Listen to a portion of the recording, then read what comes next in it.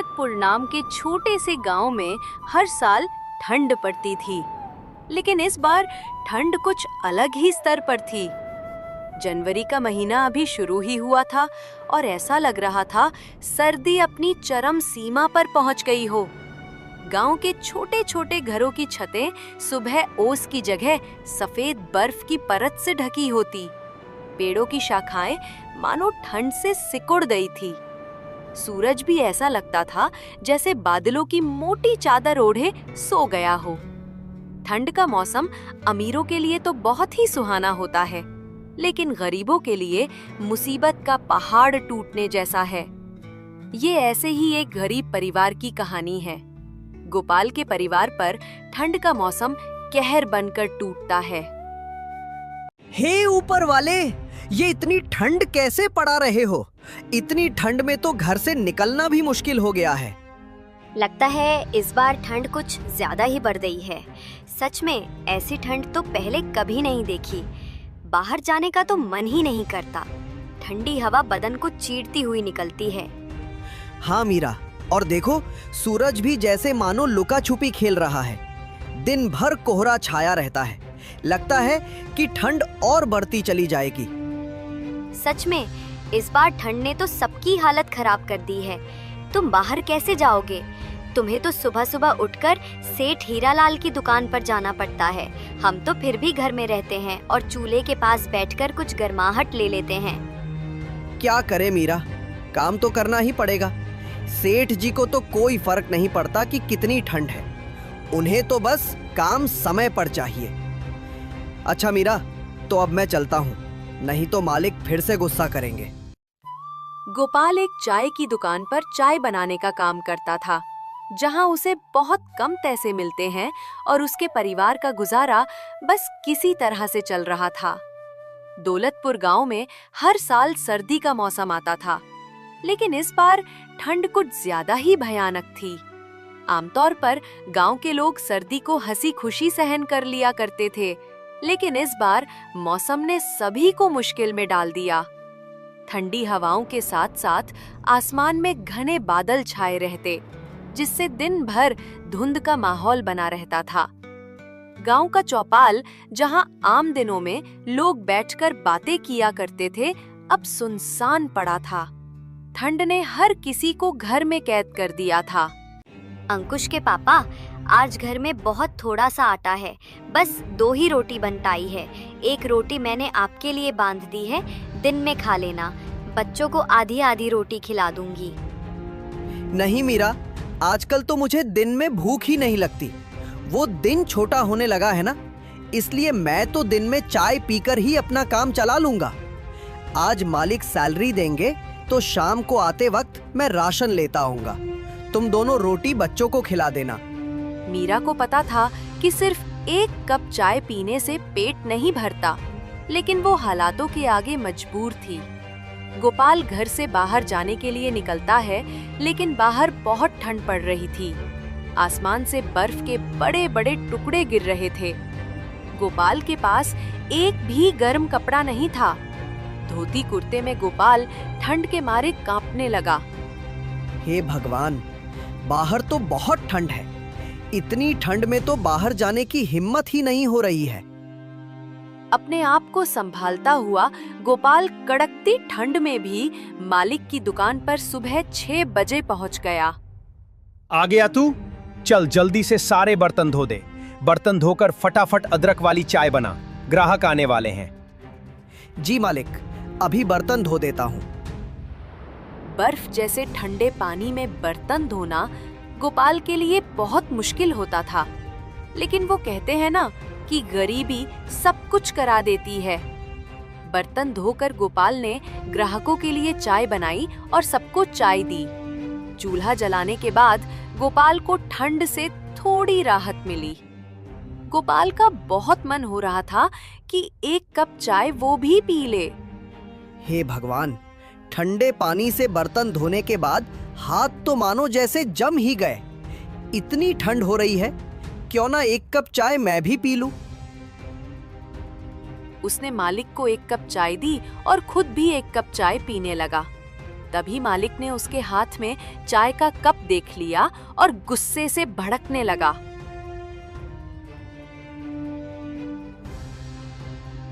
ये क्या गोपाल, तुम्हें यहाँ चाय बनाने के लिए रखा गया है या चाय पीने के लिए?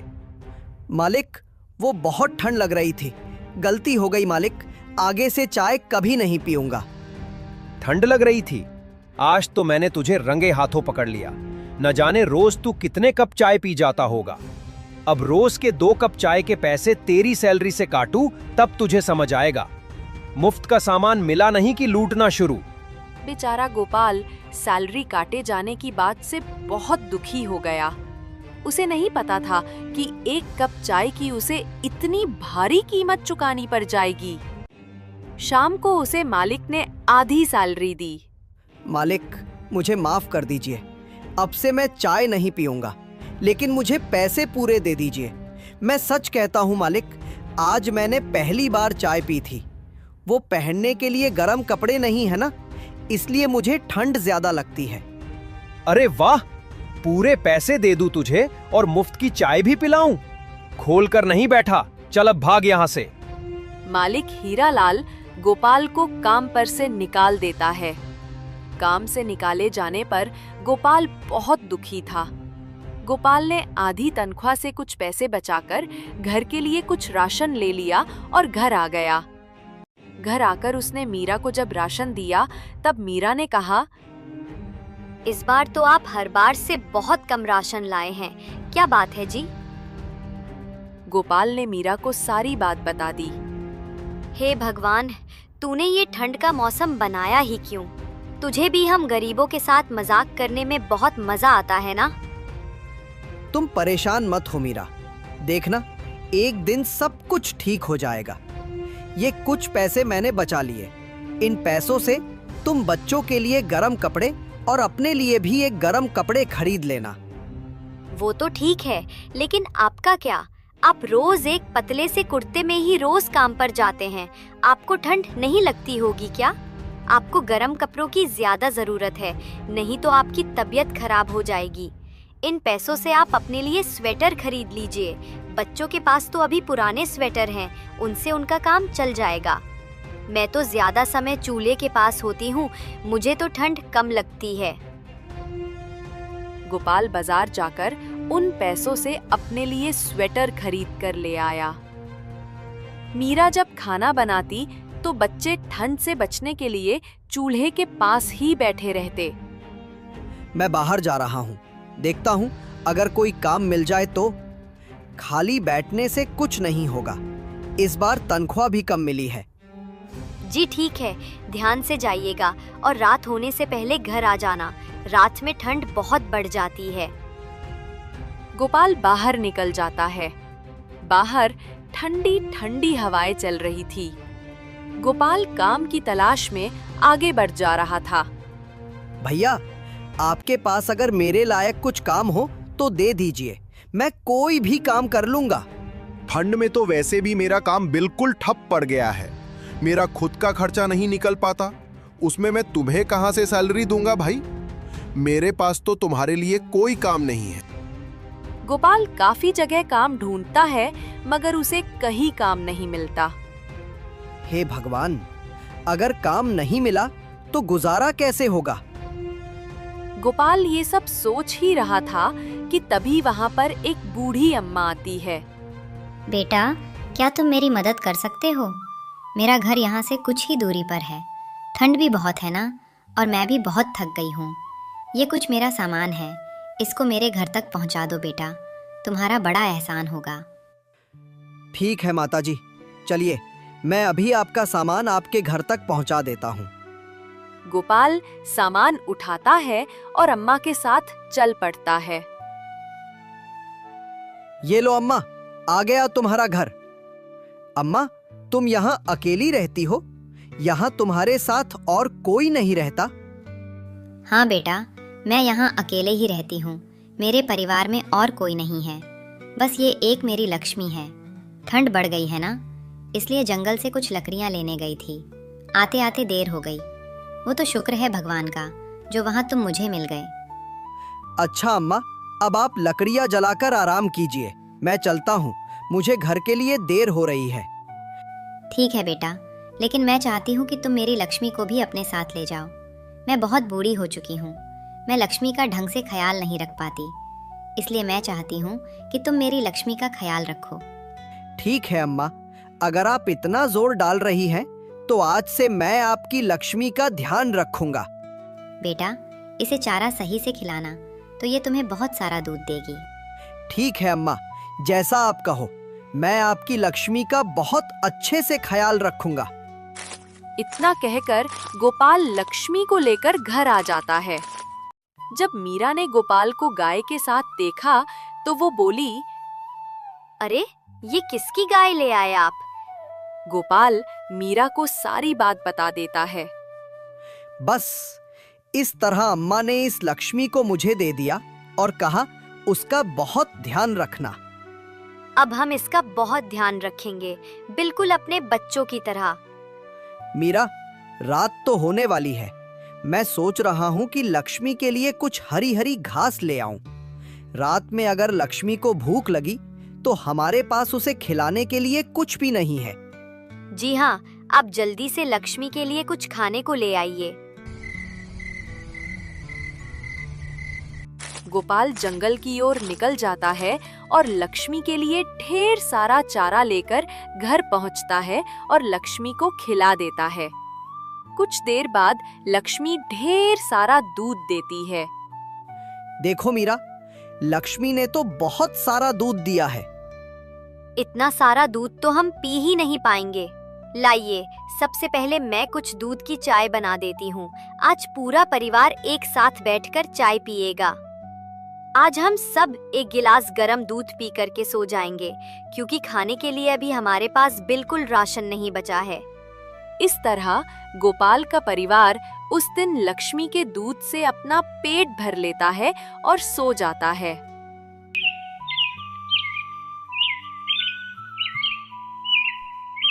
जी, मैं सोच रही हूँ हमारे पास काफी सारा दूध हो गया है, तो क्यों ना आप दूध से चाय का काम खोल लें। अभी ठंड का मौसम है तो आपकी चाय काफी अच्छी बिकेगी। तुम ठीक कह रही हो, मुझे चाय का स्टॉल लगा लेना चाहिए, लेकिन अभी तो हमारे पास स्टॉल लगाने के लिए भी पैसे नहीं है। एक स्टॉल लगाने में बहुत सारा सामान लगेगा और सामान को खरीदने के लिए तो पैसों की जरूरत होगी। जी, आप एक काम कीजिए, लाला राम से कुछ पैसे उधार ले लीजिए। जैसे ही हमारा काम चलने लगेगा हम उनके सारे पैसे वापस कर देंगे। ये विचार तो तुम्हारा बिल्कुल सही है। ठीक है मीरा, मैं आज ही जाकर लाला राम से कुछ उधार की बात करता हूँ।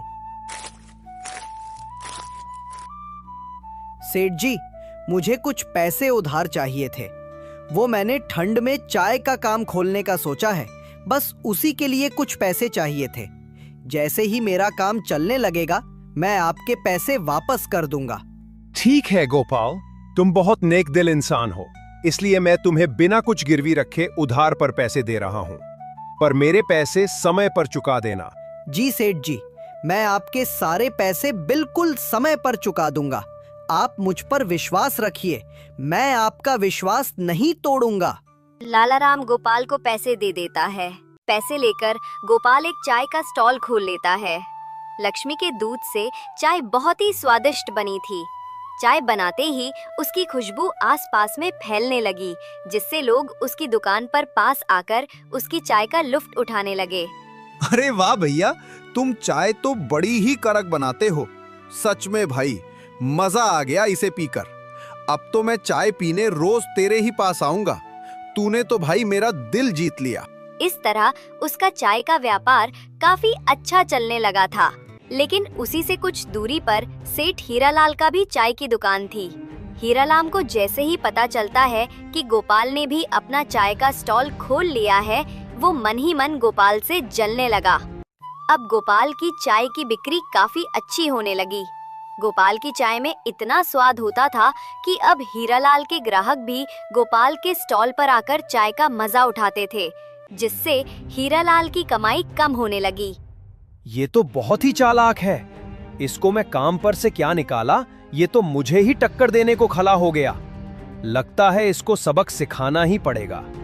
हीरालाल मन ही मन गोपाल से और जलने लगा था और अब वो उसका स्टॉल वहाँ से हटाने का उपाय सोचने लगा था। हीरालाल लोकल गुंडों को जानता था। उसने उन गुंडों को गोपाल को परेशान करने के पैसे दिए। सारे गुंडे शाम को गोपाल के स्टॉल के पास आए। क्या बात है साहब, चाय पीनी है क्या? चाय नहीं पीनी है, पैसा चाहिए। पैसा दे। यहाँ पर किससे पूछकर तूने ये स्टॉल लगाया? अब इस जगह के पैसे दे। चल अब जल्दी से पैसे निकाल, वरना यहाँ पर तुझे हम चाय का स्टॉल नहीं लगाने देंगे। पर साहब, मेरे पास तो पैसे नहीं है। अगर पैसे नहीं हैं तो कल से तेरी स्टॉल यहाँ नहीं लगनी चाहिए, वरना तेरे लिए अच्छा नहीं होगा। पर साहब, मैं बहुत मजबूर हूँ और गरीब भी।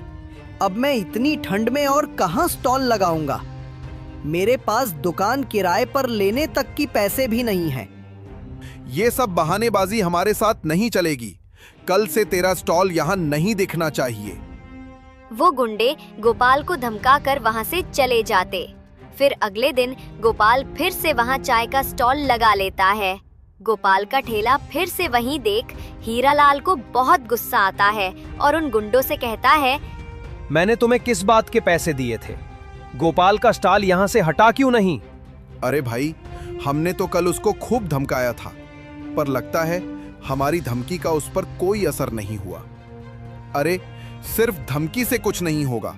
जब तक उसे 2-4 डंडे नहीं पड़ेंगे तब तक बात उसके दिमाग में नहीं घुसेगी। ठीक है भाई, अब आप देखते जाइए हम किस तरह उसका स्टॉल बंद करवाते हैं। हे प्रभु, रक्षा करना। उन गुंडों की नजर से मुझे बचा लेना प्रभु। वो गुंडे फिर गोपाल के पास आते हैं। अरे तूने अभी तक चाय के स्टॉल क्यों नहीं बंद किया? लगता है तू ऐसे नहीं मानेगा। गोपाल उस समय चाय बना रहा था। चाय की खुशबू जब गुंडों की नाक के पास से गुजरती है। चाय की खुशबू तो बहुत अच्छी आ रही है। चल पहले हम सबके लिए एक कप चाय लगा। गुंडे जैसे ही गोपाल की चाय पीते हैं। अरे वाह, तू चाय तो बड़ी कड़क बनाता है। सच में बड़ी ही स्वादिष्ट चाय है। तू चिंता मत कर चाय वाले, अब तुझे हमारे होते हुए यहाँ से कोई नहीं हटाएगा। गुंडे जैसे ही गोपाल की चाय पीते हैं, वो गुंडे डंडा लेकर वापस हीरालाल के पास पहुंच जाते हैं और उसकी ही पिटाई कर देते हैं। ये ले अपने पैसे, और आगे से उस ठेले वाले को परेशान किया तो हमसे बुरा कोई नहीं होगा। गुंडे उल्टा हीरालाल को ही धमकी देकर वहां से चले जाते हैं। गुंडों की धमकी से डरकर हीरालाल ने अब गोपाल को परेशान करना बंद कर दिया। गोपाल अब आराम से चाय की स्टॉल लगाता है और कड़कती ठंड में लोगों को गर्मा गर्म चाय पिलाता है।